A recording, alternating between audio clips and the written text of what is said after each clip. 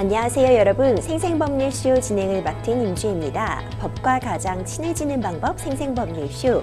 오늘도 크고 작은 법률 문제로 어려움을 겪고 계신 여러분들을 위한 법률 상담은 물론이고요. 세상을 들썩이게 하는 이슈들을 법적으로 풀어보는 시사법률 토크까지 준비되어 있습니다.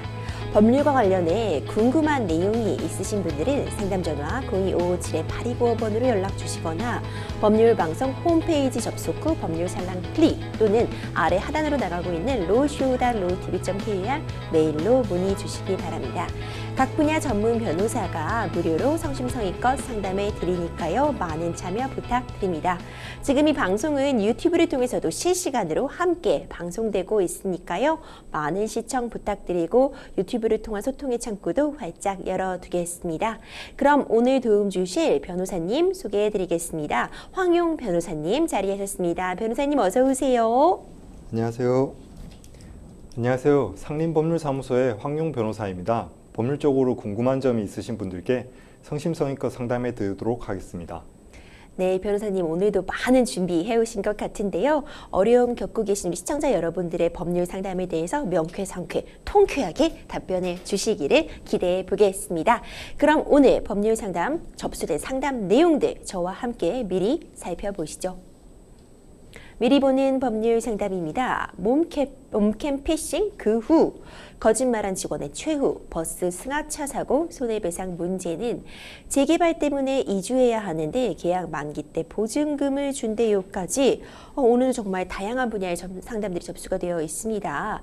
잠시 후 황용 변호사님과 함께 속 시원한 해결책 하나하나 찾아보도록 할 테니까요. 시청자 여러분들도 어떤 해결책들이 제시가 될지 기대 부탁드립니다. 그럼 첫 번째 순서 바로 시작해 보겠습니다. 생생법률에서 첫 번째 순서는요. 법과 관련된 상식들에 대해 굵고 짧게 알아보는 시간 준비되어 있습니다. 목요일은 생활 속 법률 상식들에 대해 낱낱이 파헤쳐보는 일상의 로로 함께 합니다. 변호사님 오늘 알아볼 법률 상식 어떤 건가요?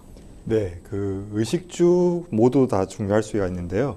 이제 가장 중요한 것이 무엇인지 임주혜 변호사님은 혹시 가장 중요한 것이 무엇이 있으세요? 우리가 기본이 의식주인 거잖아요. 네. 집도 중요하고 먹는 것도 중요하고 저 옷도 좋아해가지고 뭐 하나 뺄 게 없는데요, 변호사님? 예, 아무래도 또 사람이 살아가는 것 중에 가장 중요한 건 저는 이제 음식이라고 생각하는데요. 그렇죠. 요즘 이제 음식 관련된 이슈들이 있습니다. 그래가지고 만약에 이제 외식을 하다가 혹은 이제 배달 음식이 있다든가 혹은 이제 뭐 시장에서 식품을 사왔는데 불순물이 있는 경우에 피해를 겪는 경우들이 있습니다.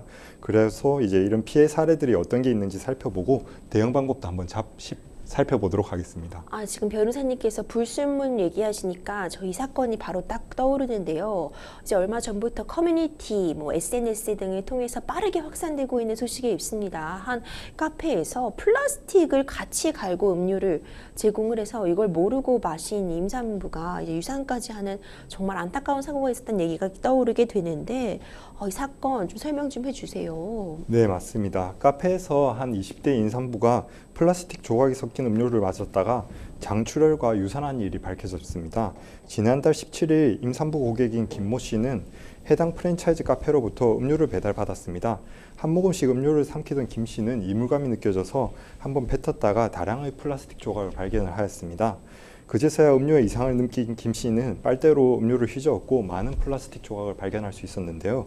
이후 김 씨는 복통을 느껴 병원을 찾았다가 장출혈 진단을 받았습니다. 하지만 김 씨는 임산부라서 정밀 검사를 받기 힘든 상태였고 엑스레이 촬영 또한 힘든 것으로 밝혀졌습니다. 김 씨는 담당 의사로부터 플라스틱으로 인한 장출혈로 유산이 될 수 있다는 말만 듣고 귀가를 하였는데요. 결국 유산으로 이어진 안타까운 사례였습니다. 정말 안타까운데요. 이 카페 점주, 이 사건에 대해서 지금 어떤 입장 보이고 있나요? 네, 카페 점주는 매체와의 인터뷰에서 음료를 제조하던 중 자신도 모르는 사이에 일회용 컵이 믹서기에 들어간 것이라고 말을 하였습니다. 일회용 컵이 믹서기에 갈릴 때 큰 소음이 발생할 수 있었는데 네. 점주는 당시 컨디션 난조로 인해 가지고 위소음을 듣지 못했다라고 말을 했습니다. 심지어는 유산한 김 씨가 마신 것에 대해서 의구심을 품으면서 목에 어떻게 넘어갈 수 있냐, 혀가 예민하지 않냐, 혹은 이제 뭐 머리카락만 먹어도 입에 걸리지 않느냐라는 등의 말을 했습니다. 그렇지만은 결국 점주는 사과를 했었고 현재 매장 문을 닫은 것으로 알려졌습니다. 가맹점 본사 측 또한 해당 매장에 대해서 가맹 계약 해지 통고를 구두로 통지했다라고 밝혔습니다. 변호사님 너무나 안타까운 그런 사고인 것 같아요. 만약 이처럼 조리 중, 배달 중에 이물질이 들어가게 되는 경우에 보통은 이제 해당 가게에다가 직접 얘기를 하거나 하잖아요. 네, 맞습니다. 바꿔달라고 한다거나 환불을 요청하기도 하는데 어떻게 대응하는 것이 좀 좋을까요? 네, 우선은 이제 가게 측에 직접 연락을 하시는 방법도 있지만은 식품안전정보원에다가 연락을 하시는 방법이 있습니다.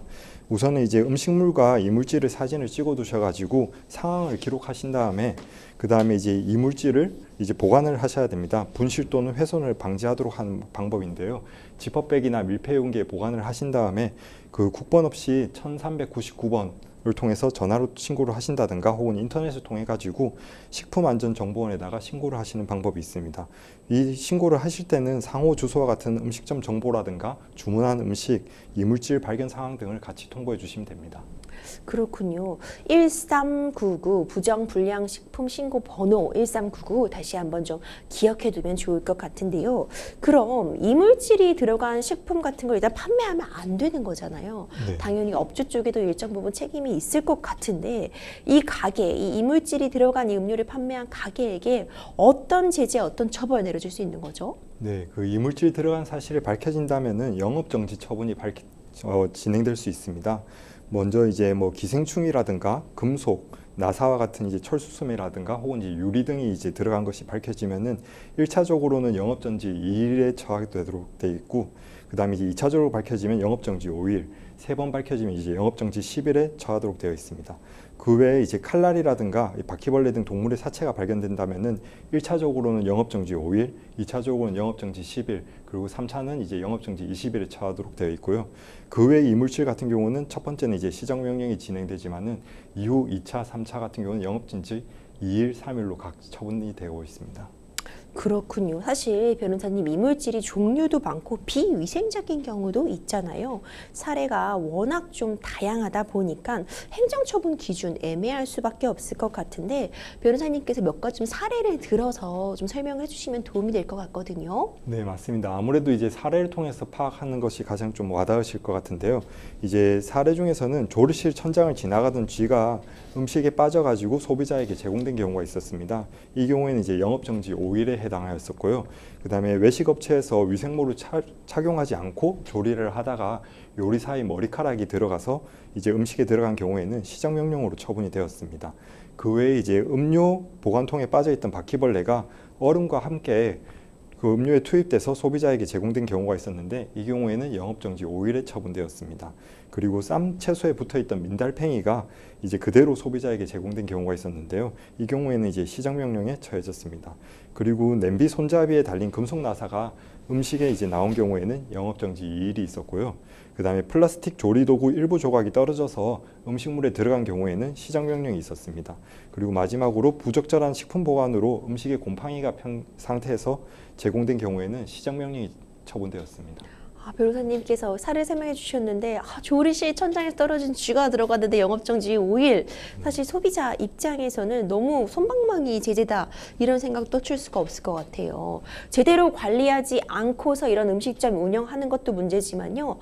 어떤 예외적인 경우겠지만 어떤 경우에는 고객들이 제대로 배달이 잘 되었는데 고객이 오히려 역으로 이물질을 넣어서 환불을 요구하거나 어떤 과한 보상을 요구하면서 허위 신고를 하는 경우도 있다고 하는데 만약 실제로 이게 허위 신고임이 밝혀지게 된다면요. 무고죄 같은 것으로 소비자를 신고할 수도 있는 거겠죠? 네, 맞습니다. 이제 음식에 대해서 허위 신고를 하시는 경우에는 무고죄로 처벌이 가능합니다. 무고죄는 타인의 형사처분 또는 징계처분을 받게 할 목적으로 공무소 또는 이제 공무원에게 허위 사실을 신고함으로써 성립하는 범죄인데요. 무고죄의 행위 대상인 신고는 진실에 반하는 사실을 처분권이 있는 기관에 고지함으로써 처벌이나 처분을 촉구한 행위입니다. 허위 판단은 행위정의 주관적 면을 기준으로 하기 때문에 허위 사실이 객관적 진실에 반한다는 확신이 없더라도 본죄 성립에는 영향이 없습니다. 그렇군요. 이제 이번 시간에는 식품 내 이물질 관련한 사건들 그리고 그에 따른 행정적인 제재에 대해서 알아봤습니다. 사람이 먹는 음식이잖아요. 다른 물건들도 모두 주의를 기울여야겠지만 우리 몸에 들어가면 결국 우리의 건강과도 직결될 수밖에 없는 부분이거든요. 무엇보다 좀 청결하게 음식을 만들 수 있도록 신경을 좀 써주신다면 좋겠고요. 임의로 음식에 이물질 같은 것을 넣고 허위 신고를 하는 일도 절대 없어야겠죠. 지금까지 일상애로 만나봤습니다. 여러분들은 지금 생생법률쇼 함께하고 계십니다. 쉽사리 해결되지 않는 법률 문제를 끌어안고 있다면 지금 생생법률쇼와 함께하시죠. 법률 고민이 해결되는 가장 쉬운 방법을 소개해드릴게요.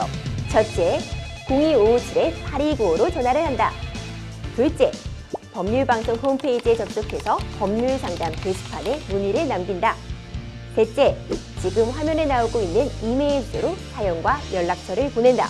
생생법률쇼가 자랑하는 각 분야의 전문 변호사가 여러분의 더부룩한 속을 뻥 뚫어드립니다. 속 시원한 스파클링 법률 상담 프로그램 생생법률쇼, 지금 바로 전화주세요.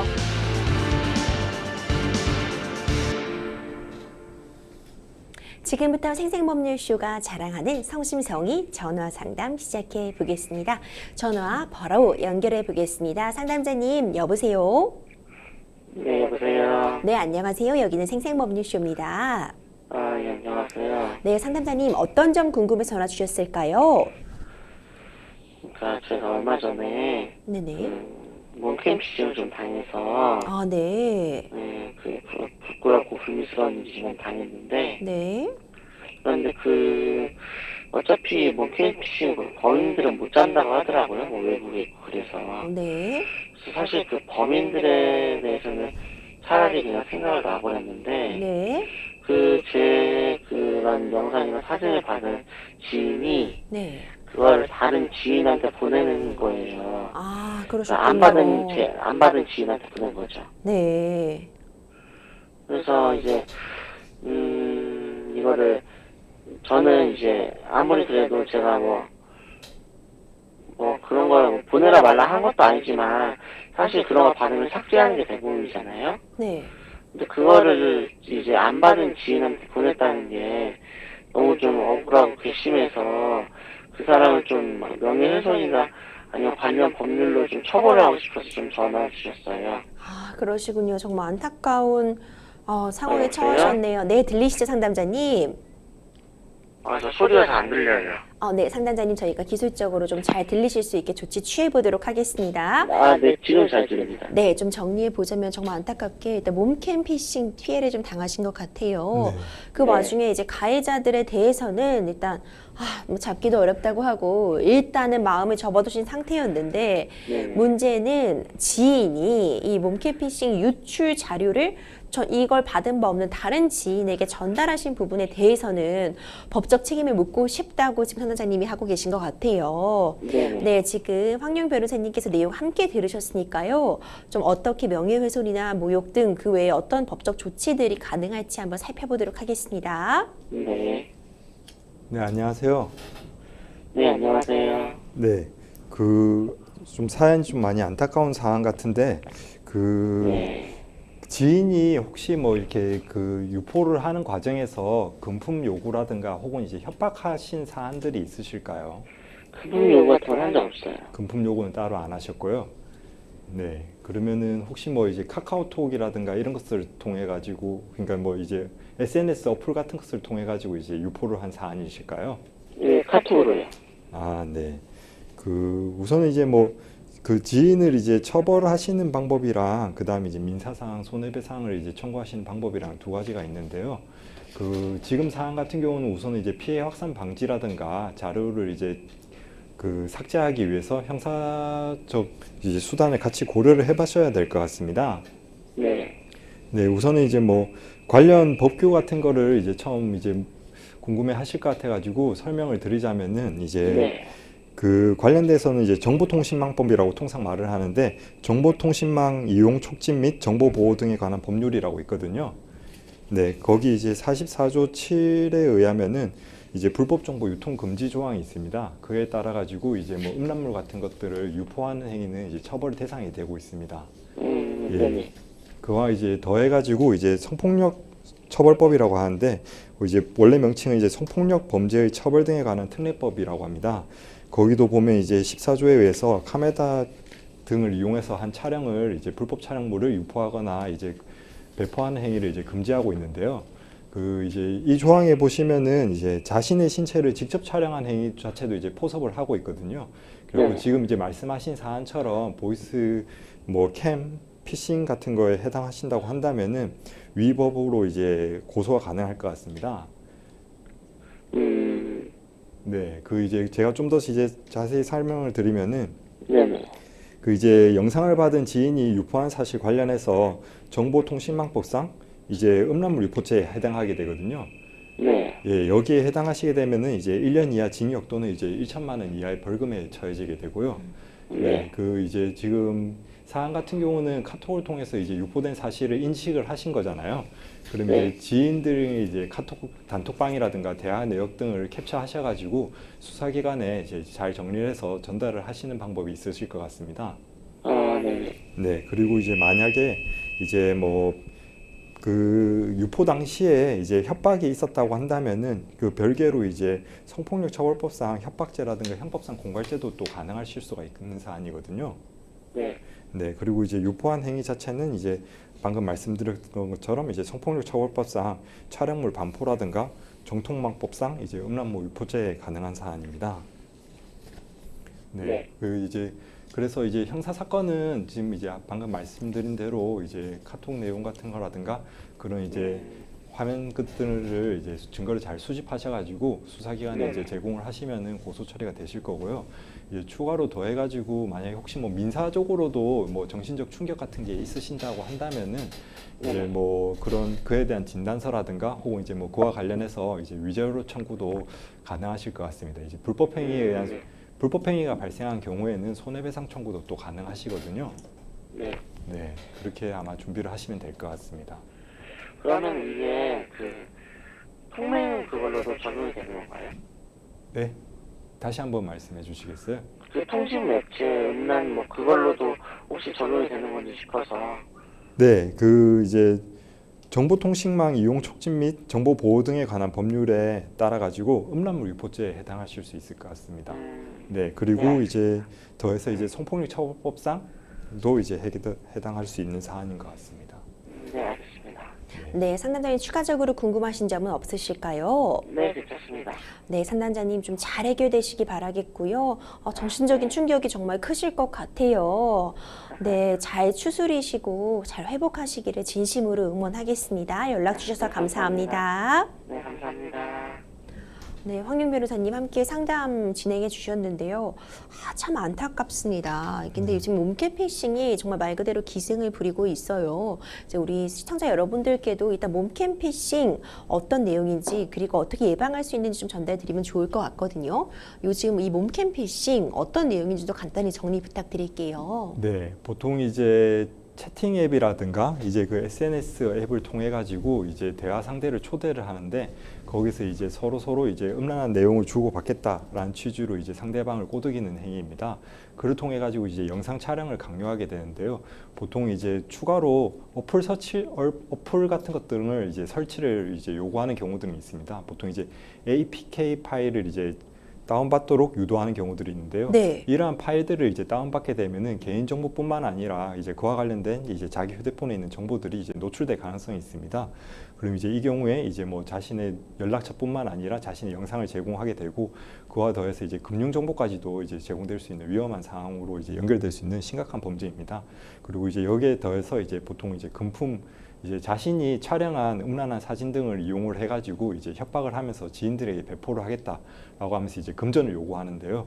이제 금전을 제공하신다고 하더라도 이에서 그치지 않고 계속해서 이제 금전을 요구를 해가지고 그 피해액이 뭐 1억 원에 달하는 정도까지 확산이 되는 경우들이 종종 발생을 합니다. 그래서 이제 수사 대응 초기에 바로 이제 형사 고소를 하셔가지고 상대방이 더 이상 이제 배포를 하지 못하도록 하시고 이제 그와 관련된 영상 등을 삭제하도록 조치를 하시는 것이 좀 필요하실 것 같습니다. 그렇군요. 네. 요즘 굉장히 좀 위험해 보이네요. APK 파일 같은 거 전송되면 함부로 클릭하면은 큰일 나겠어요. 네, 맞습니다. 그리고 이제 만약에 이것들이 이제 해결이 된다라고 하더라도 그 파일을 지우는 것만으로 끝나는 것이 네. 아니라 혹시라도 이제 남아있는 휴대폰에 이제 다른 악성 프로그램들이 계속 깔려 있을 경우들이 많기 때문에 뭐 휴대폰을 초기화한다든가 이런 식으로 이제 추가적 조치들이 좀 필요하실 수 있습니다. 아, 그렇군요. 매우 중요한 팁 전달해 주셨습니다. 우리 상담자님께서도 이 가해자를 사실 찾으셔야 되는데 이게 외국에서 이런 범행을 벌이는 사람들도 있고 일단 이 상황 자체를 벗어나고 싶으니까 신고 자체를 꺼리시는 분들도 계실 것 같아요.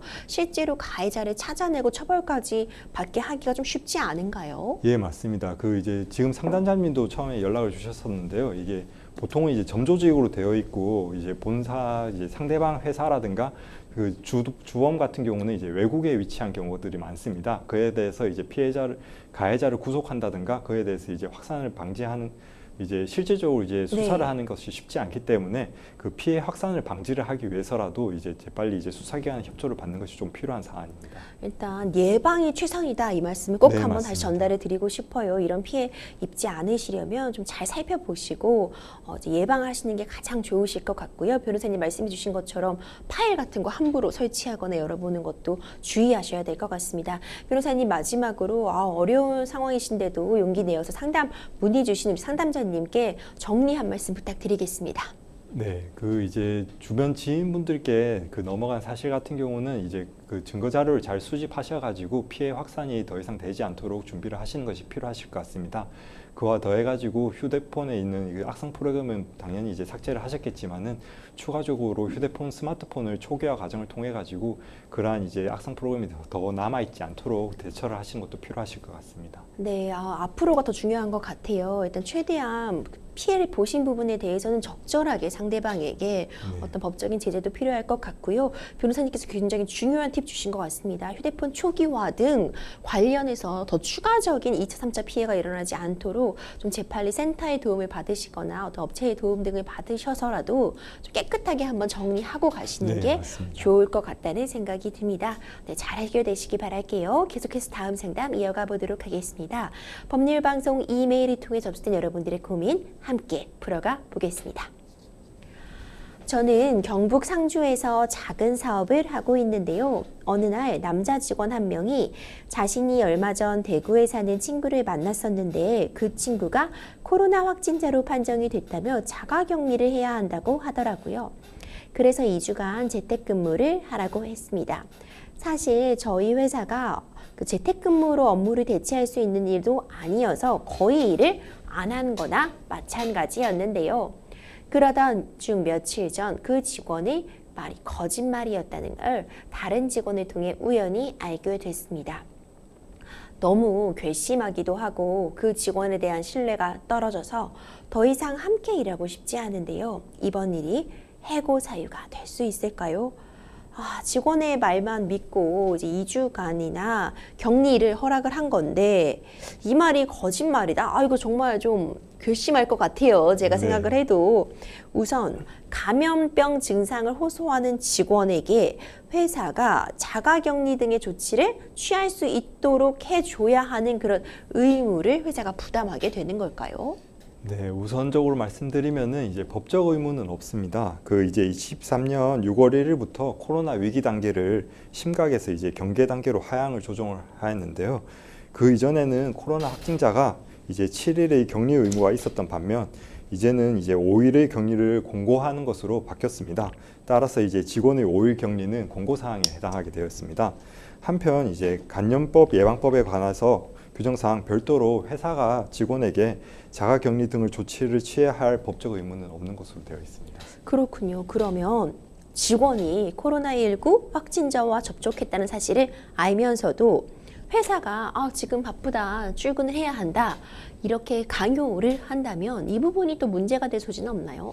예, 그 부분은 문제가 될 수 있습니다. 이제 직원이 코로나 확진자와 접촉을 해서 격리 등을 하는 것이 마땅한 상황에서 출근을 강요하는 경우에는 과거 격리 의무가 있었던 때에는 직원은 감염법 예방법의 위반으로 인해 가지고 처벌이 되었습니다. 그리고 이제 회사는 감염법 예방법 교사 혐의가 적용이 가능했습니다. 다만 이제 그 회사가 이런 것들을 교사했다는 것을 입증하기가 상당히 쉽지 않은 내용입니다. 한편 이제 격리가 의무가 아닌 공고인 현재는 코로나 확진자와 접촉한 직원이 출근을 원하지 않는 경우에 이제 별다른 수단들이 이제 좀 마련이 되어 있는데요. 우선 첫 번째로 회사 자체의 판단으로 근로자 출근을 시키지 않고 휴업소당인 임금의 70%를 지급하는 방법이 있습니다. 그리고 두 번째로 이제 연차 사용을 허가하도록 하는 방법이 있는데요. 그리고 세 번째로는 회사가 이제 직원으로 하여금 연차 유급 휴가일을 가름해서 특정 근무일에 근로자가 이제 근로를 할 수 있도록 해줄 수 있습니다. 그리고 마지막으로 이제 재택근무 등의 조치가 가능하도록 되어 있습니다. 그렇군요. 이런 조치 등을 또 이제 할 수 있도록 배려를 해줄 수는 있겠네요. 변호사님, 상황처럼 거짓말로 접촉을 했거나 아픈 것이 아님에도 만연히 사업주를 속이게 된다면 사실 직원과 어떤 사업주의 관계도 신뢰관계를 바탕으로 하는데 한쪽에 거짓말을 한다면 이 신뢰관계가 깨질 수밖에 없을 것 같은데요. 이 직원에게 신뢰관계가 깨졌다는 것을 이유로 해고를 통보한다면 과연 이 해고 정당하다고 볼 수 있을까요? 예, 그 이제 근로기준법 23조 1항에 의하면은 정당한 이유 없이 해고를 하게 되면은 이제 부당 해고에 해당해서 이제 해고를 할 수 없다라고 되어 있습니다. 그렇지만 이제 말씀해주신 것처럼 사안의 경우 근로자가 거짓말을 해서 사업자의 신뢰관계가 깨어지고 2주간 재택근무를 해서 업무의 특성상 거의 업무를 진행을 하지 않았다고 한다면은 사실상 근로자의 거짓말을 로 인해 가지고 이제 사업주와 근로자 사이에 신뢰관계가 깨어졌다고 볼 수 있는 사안 같습니다. 그래서 이제 근로자의 거짓말을 입증하는 경우에는 이제 정당한 이유가 있는 것으로 판단이 될 수 있을 것 같고, 그와 같은 사안에서는 이제 부당 해고에 해당하지 않기 때문에 해고 사유가 될 수 있을 것 같습니다. 정당한 해고 사유의 하나로도 인정받을 수 있을 것 같다. 변호사님께서는 이런 의견 주셨어요. 사실 해고 사유라는 것이 어떻게 딱 떨어지게 정해져 있지는 못하겠죠. 근데 판례 같은 데서 봤을 때 이 정도 상황이면은 해고를 정당하다고 본다. 이런 부분을 살펴본다면 정확한 기준은 마련되어 있지 않다고 해도 이 정도일 때 해고가 정당하구나 이렇게 좀 이해해 보는 데 도움이 될 것 같아요. 변호사님. 이 밖에도 판례에서 인정하고 있는 정당한 해고 사유들, 해고 상황들 어떤 것들이 있을지 정리 좀 부탁드릴게요. 네.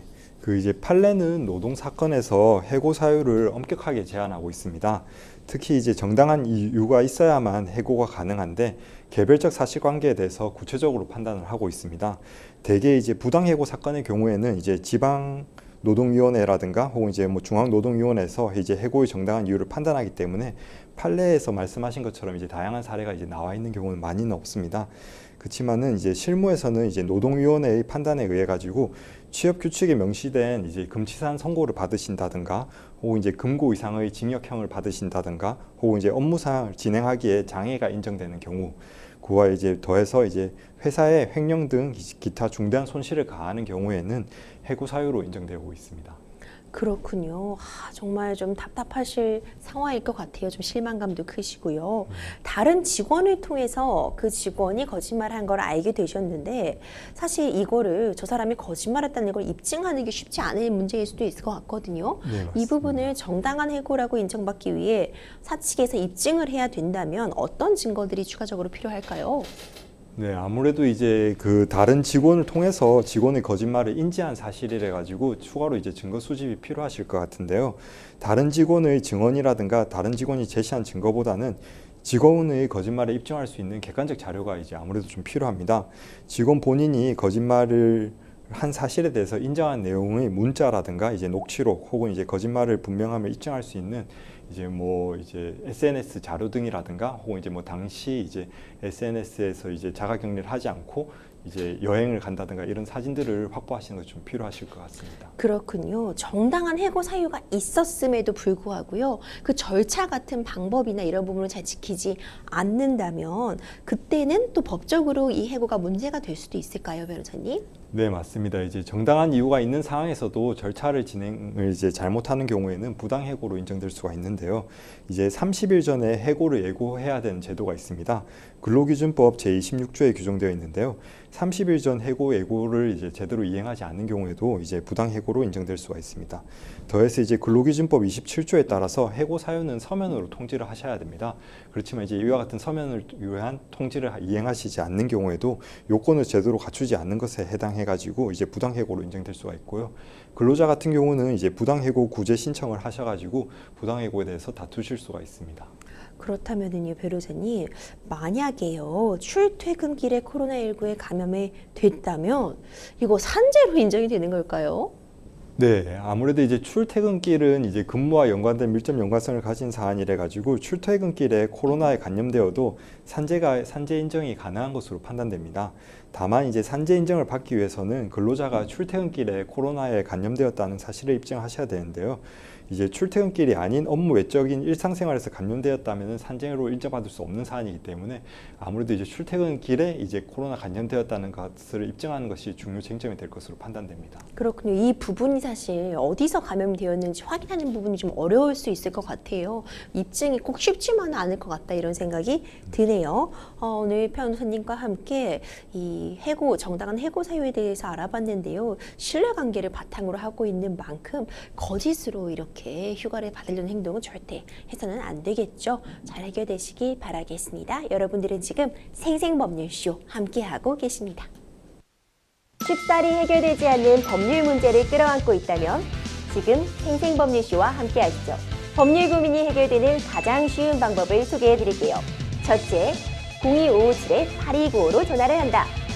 둘째, 법률방송 홈페이지에 접속해서 법률상담 게시판에 문의를 남긴다. 셋째, 지금 화면에 나오고 있는 이메일 주소로 사연과 연락처를 보낸다. 생생법률쇼가 자랑하는 각 분야의 전문 변호사가 여러분의 더부룩한 속을 뻥 뚫어드립니다. 속 시원한 스파클링 법률 상담 프로그램 생생법률쇼, 지금 바로 전화주세요.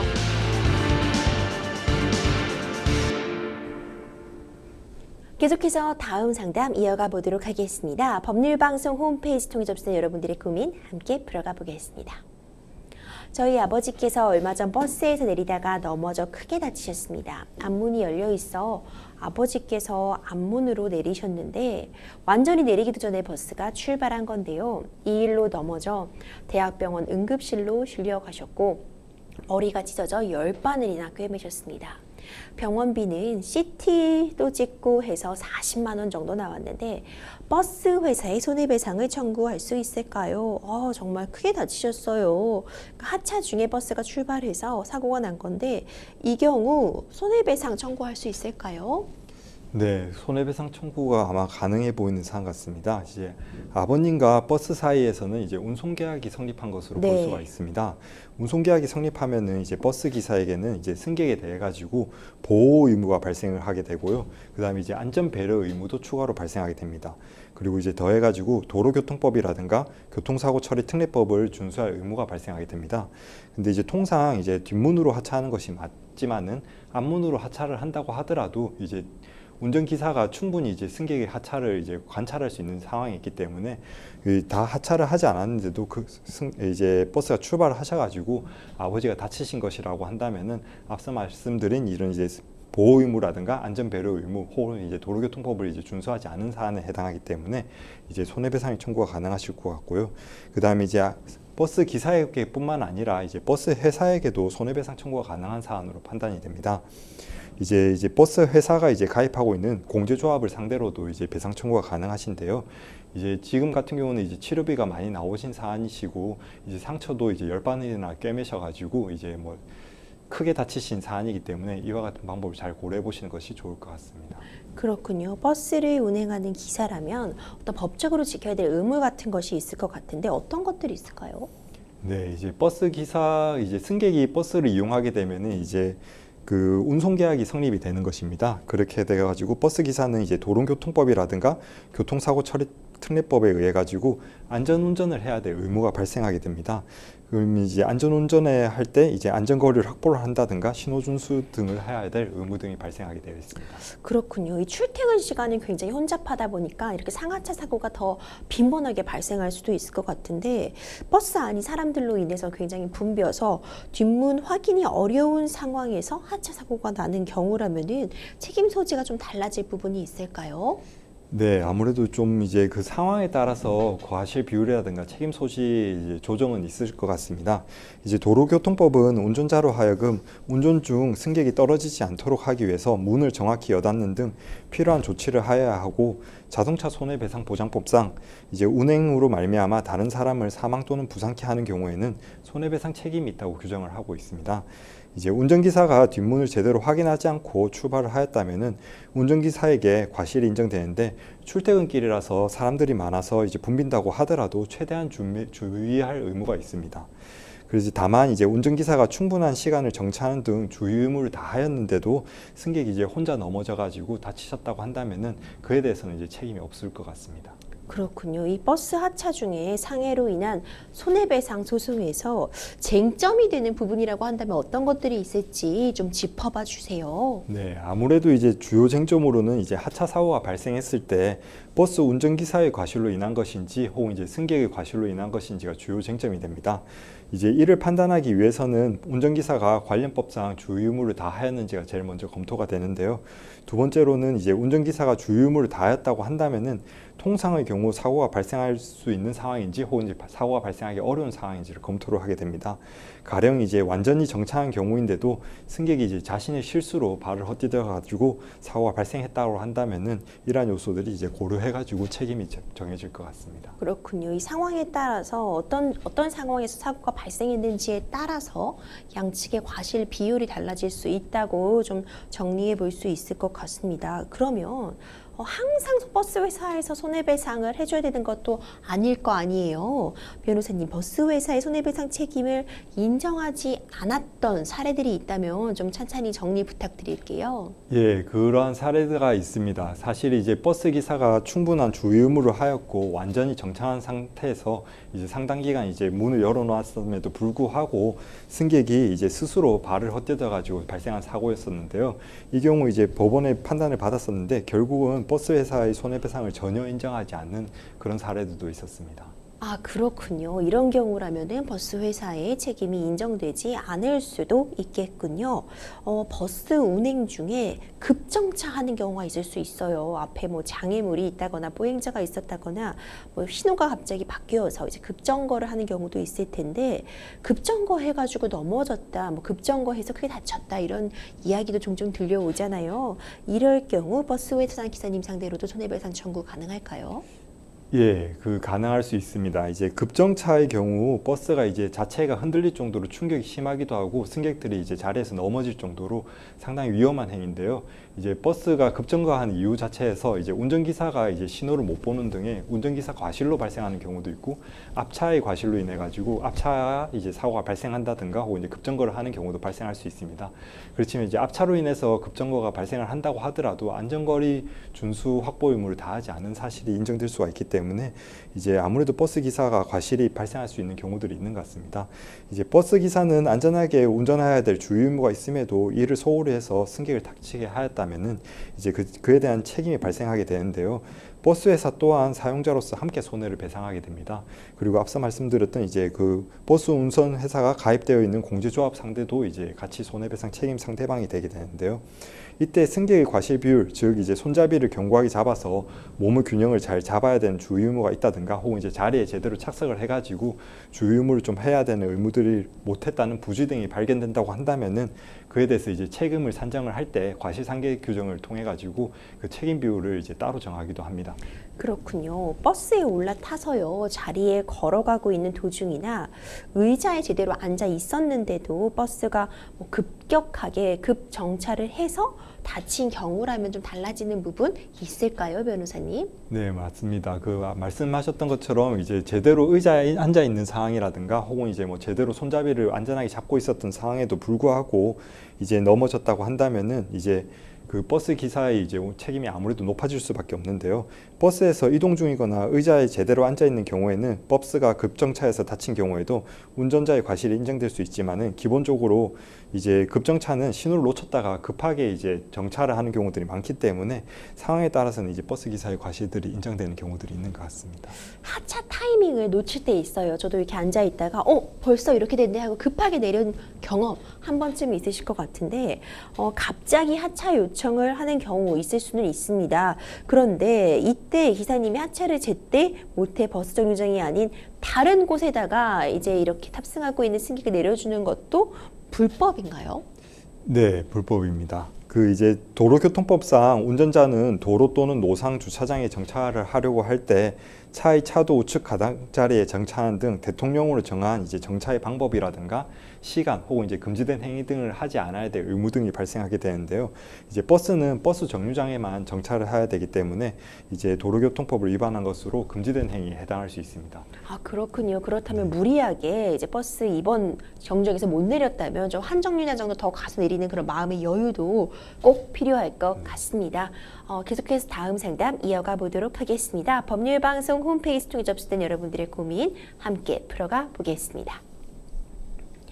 재개발 지역에 세입자로 살고 있습니다. 조합원 측에서 11월 25일까지는 이주를 해야 한다고 들었습니다. 저도 분양받은 아파트에 12월 입주를 예정하고 있는데요. 근데 집주인이 보증금을 못 주겠다고 합니다. 저희가 원래 전세 계약이 내년 3월 만기여서 그때쯤 주려고 보증금을 다른 곳에 투자했다고 합니다. 재개발 확정된 지 오래됐고 저희 역시 재개발로 인해서 이주해야 하는 처지인데 집주인이 전세 만기를 운운하는 게 너무 억지스럽습니다. 조합원 측에서는 정해진 날짜 내로 이주를 안 하면 면도 소송을 걸 수 있다고 말하는데요. 면도 소송이란 정확히 무엇인가요? 저도 보증금을 받아야 잔금을 치르고 새 집에 입주할 수 있는데요. 본인 입장 좀 봐달라며 우기는 집주인에게 어떻게 대응해야 할까요? 사회 접수가 죄였습니다. 재개발로 인해 세입자들이 겪는 곤란한 상황들 많이 있을 수 있을 것 같은데 어떤 유형들이 있는지 정리 부탁드릴게요. 네, 그 이제 재개발, 재건축의 경우에는 이제 이에 동의하지 않는 부동산 소유주들이 이제 문제되는 경우들이 있습니다. 더해서 이제 재개발 대상 부동산 지역을 건물을 사용 수익하는 임차인이라든가 전세권자 등과 이제 사업 시행자와의 갈등이 많습니다. 더해서 이제 부동산 소유자들의 경우 재개발 보상금 관련해서 사업 시행자와 협의가 되지 않아 분쟁이 많이 발생을 하고 있습니다. 또한 이제 사안처럼 재개발 대상 부동산의 점유자들이 임대차 보증금 이외에도 이제 권리금 등의 문제가 많이 발생을 하는데요. 이제 뭐 그 전에 상가에 임차를 하시는 분들은 이제 원래는 이제 권리금을 내시고 들어오시는데 다음 상가에 임차인이 들어오셨을 때 권리금을 회수하도록 되어 있습니다. 그렇지만 이제 재개발을 이제 재건축이 진행이 된다고 한다면은 상가 임차인들은 이제 권리금을 회수할 수 있는 기회를 이제 충분히 확보를 못하는 경우들이 발생하기 때문에 이와 관련돼서 이제 문제가 상당히 많이 발생을 하고 있습니다. 참 복잡한 그런 상황이라고 볼 수 있을 것 같은데 재개발 이주 날짜가 확정이 됐다는 건 어떤 걸 의미하는지 궁금해요. 재개발이 어느 정도 단계까지 진행이 된 거라고 볼 수 있을까요? 네, 보통 이제 저희가 도정법 혹은 이제 도시정비법이라고 하는데요. 정확한 명칭은 이제 도시 및 주거환경정비법이라고 합니다. 이제 도시정비법 37조에 의하면은 관리처분 계획의 인가고시가 있으면은 별도로 사용수익 정지 명령이 없어도 이 재개발 목적의 부동산에 대해서 종전 소유자라든가 임차인이라든가 전세권자 등에게 사용수익이 정지가 됩니다. 그리고 이제 사업 시행자인 조합이 사용수익을 할 수 있게 되는데요. 그리하여서 이제 사업 시행자는 관리처분 계획 인가고시 이후로는 이주 공고를 하게 되는데 이때 이주 날짜를 고시를 하고 이주비를 지급하게 됩니다. 그 이제 사용 수익을 못 한다는 의미는 이제 더 이상 이제 토지를 임차해서 사용한다든가 토지를 이제 더 이상 사용할 수 없다라는 의미인데요. 결국 이제 조합에게 그 이제 목적물을 이제 명도해야 된다는 것을 의미합니다. 이주 날짜가 확정됐다라는 것은 전세권자인 상담자님께서 더 이상 이제 해당 부동산을 사용 수익할 수 없다는 것을 의미하기 때문에 결국 이제 조합 측이라든가 이제 사업 시행자 측에게 이제 그 건물을 인도하셔야 될 사안 같습니다. 그럼 이주 기한까지는 꼭 집을 비워줘야 하는 거죠? 만약 날짜를 넘기면 어떻게 되나요? 네, 그 상담자님께서 위 이주 기간까지 집을 비워주지 않으면은 조합에서는 이제 명도 소송을 제기할 가능성이 상당히 높습니다. 조합 입장에서는 이제 가급적 빨리 건물을 인도받아서 철거를 해서 사업을 진행해야 되는 입장이기 때문입니다. 네. 아, 그렇군요. 그럼 조합에서 말하는 이 명도 소송이 정확히 어떤 건가요? 예, 아무래도 이제 명도 소송은 예전에 이제 소송에서 많이 쓰던 말인데 이제 건물 인도 청구라든가 이제 부동산 인도 청구 등을 이제 보통 통상 명도 소송이라고 합니다.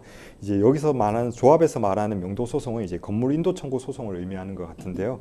그 사안의 경우에는 조합은 이제 본안인 건물 인도 청구 소송 이외에도 이제 건물 명도 단행 가처분을 할 수도 있습니다. 이제 보통 이제 통상 소송은 최소 이제 한 6개월에서 1년 혹은 이제 길게는 2년까지도 진행이 되는데요. 명도 단행 가처분을 하는 경우에는 수준 이내에 이제 결정이 나올 수도 있는 사안이기 때문에 그러한 이제 사용 수익 기대 이익을 가지고 일반적 소송 절차를 통하지 않고 이제 가처분 통해서 이제 진행될 수가 있습니다. 이제 부동산 명도 단행 가처분의 경우는 이제 보전 처분의 하나이기 때문에 그 단시간 안에 상담자님이 이제 집을 비워줘야 되는 상황이 발생할 수가 있을 것 같습니다. 그렇군요. 그러면 혹시 개인적인 사정을 이렇게 얘기를 하면요, 이주 기한이 좀 연장이 될 수도 있을까요, 변호사님? 예, 그 이제 사적 자치 원칙에 따라 가지고 사업 시행자에 해당하는 조합과 이제 협의가 된다고 한다면은 협의는 가능할 것 같습니다. 그렇지만 이제 사실상 상당히 받아들여지기 어려운 상황인데요. 위 상황에 대해서 좀 설명을 드리면은 조합 입장에서는 이제 빨리 건물을 인도받아 가지고 철거를 완료해야 되고 재건축 재개발 공사를 빨리 진행해야 되는 상황이기 때문입니다. 이제 대개 조합의 경우 이제 이주비라든가 사업비 대출을 받아서 진행을 하는 경우가 많은데 그에 대해서 이제 지연이자가 많이 발생을 하게 됩니다. 그리고 이제 재건축 재개발 공사의 경우에는 이제 공사비도 많이 발생을 하게 되는데 공사를 도급받은 업체 같은 경우도 이제 장비 대여비라든가 이런 것들이 발생하기 때문에 공사가 진행되면은 공사 지연 대금이 상당히 많이 발생을 하게 됩니다. 그래서 이제 사적으로 이렇게 따로 협의를 하시기에는 상당히 어려운 상황으로 좀 판단이 될 수 있을 것 같습니다. 그렇군요. 재개발 이주 기한은 다음 달 25일인데 계약 만기 내년 3월에 보증금을 줘야 한다는 집주인의 주장, 이거 변호사님 어떻게 보시나요? 네, 아무래도 이제 전세권 설정 계약이 종료되기 이전이기 때문에 이제 조합 집주인 입장에서는 위와 같은 주장을 해볼 수도 있는 상황 같습니다. 그러나 이제 조합의 이주 공고로 인해 가지고 지금 이제 건물을 비워줘야 되는 상황인데 위와 같이 주장을 하는 것은 이제 사회통념상 맞지 않는 주장에 해당할 수가 있을 것 같습니다. 그래서 이제 사회통념상 전세권 설정 계약을 유지하도록 하는 것은 부당하다고 볼 수 있는 사유들이 발생한 것으로 지금 판단할 수 있는 상황입니다. 그렇군요. 만약 집주인이 이제 이주 기한까지 보증금 끝까지 돌려주지 않으면요, 상담자님 어떤 조치를 취할 수 있을까요, 변호사님? 네, 근데 이제 이러한 경우들이 상당히 이제 많이 발생을 하고 있기 때문에 이제 도시정비법에 대해서 보면은 이제 위와 같은 사안에 대해서 관련된 규정을 두고 있습니다. 사안과 같이 상담자님께는 사실상 이제 부동산에 대해서 전세권을 행사하기 어려운 상황입니다. 그런데 이러한 상황에서 전세권 설정 계약 해지가 가능하십니다. 왜냐하면 이제 그 조합으로 인해서 사실상 계약 유지가 불가능한 사안이기 때문입니다. 이에 따라서 집주인에게 행사할 수 있는 전세금 반환 청구권을 사업 시행자인 조합에게 청구를 할 수가 있는 상황인데요. 이제 집주인뿐만 아니라 조합으로부터 이제 전세 반환 보증금을 이제 받을 수 있는 사안으로 볼 수 있을 것 같습니다. 그렇군요. 재개발 구역 내에서 세입자의 경우에도 어떤 법의 보호를 받을 수 있는 부분이 있을까요, 변호사님? 예, 맞습니다. 이제 도시정비법에 의해 가지고 일반 세입자들도 이제 재개발 구역 내에서 이제 이주 공고에 의해 가지고 이주를 하게 되었다고 한다면은 사업 시행자에게 청구가 가능합니다. 다만 이제 권리금에 대해서는 이제 적절한 규정이 없어 가지고 권리금과 관련해서는 이제 관련된 문제들이 좀 많이 발생을 하고 있습니다. 그렇군요. 그러면 재개발 구역 내에 거주하는 그런 임차인이 추가적으로 좀 알아두면 좋은 법률 팁 있으면 정리 좀 부탁드릴게요. 예, 저희가 이제 임대차 3법에 의해 가지고 기본적으로 이제 그 임대차 계약 갱신이 할 수가 있고 묵시적 갱신 규정도 이제 잘 마련되어 있습니다. 다만 이제 재개발 재건축 구역 같은 경우는 이제 그 위와 같이 이제 사안처럼 이제 이주 공고가 뜬다고 한다면은 계속적으로 사용 수익을 하기 어려운 상황들이 발생을 할 수가 있습니다. 이러한 상황들을 대응하기 위해서는 이제 보증금은 회수를 할 수 있겠지만은 그러니까 계약 당시에 예상했던 기간만큼 충분히 사용 수익을 못할 수 있다는 점을 충분히 고려를 하셔가지고 그 전에 이제 계획 이주 공고라든가 진행 상황 등을 판단을 하셔가지고 이제 이사 계획 등을 미리 준비해 놓으시는 것이 좀 필요하실 것 같습니다. 네, 마지막으로 우리 상담자님께 어떻게 하면 좋을지 좀 정리 좀 부탁드리겠습니다. 네, 우선은 이제 당장 여기 이제 집주인과 협의를 하시거나 혹은 이제 조합 측에서 한번 이제 얘기를 해보시는 것도 좋지만은 관련된 이제 입주민들이 많다고 하신다면은 이제 집단적으로 한번 이제 조합과 협상을 해보시는 것도 괜찮은 방법이실 것 같습니다. 그렇지만 이제 일반적으로 이제 그 이주 공고가 먼저 나와 있는 상황이라고 한다면은 그에 대해서 이제 집주인이라든가 혹은 이제 조합을 상대로 그 이제 보상금, 그러니까 이제 전세 보증금을 돌려받으시는 것도 이제 다음 남아 있는 상당한 중요한 절차 같습니다. 그래서 이제 보증금 반환에 큰 무리가 없으시도록 이제 관련 증거들을 잘 수집하셔가지고 이제 보증금을 잘 반환받으시는 것이 좋으신 상황 같습니다. 아, 네, 좀 답답하실 것 같아요. 사실 보증금이 누군가에겐 전 재산과도 같은 돈들이잖아요. 네, 맞습니다. 잘 보호받으실 수 있도록 황용 변호사님께 조언해주신 절차와 방식에 따라서 해결 진행하시면 좋을 것 같습니다. 생생법률쇼 어느새 마칠 시간입니다. 법률 상담 참여 방법 다시 한번 안내해드리도록 하겠습니다. 상담 전화 02557-8295번 또는 법률방송 홈페이지 접속 후 법률 상담 클릭, 그리고 아래 하단으로 나가고 있는 lowshow.lowtv.kr 이메일로 상담 문의 주시기 바랍니다.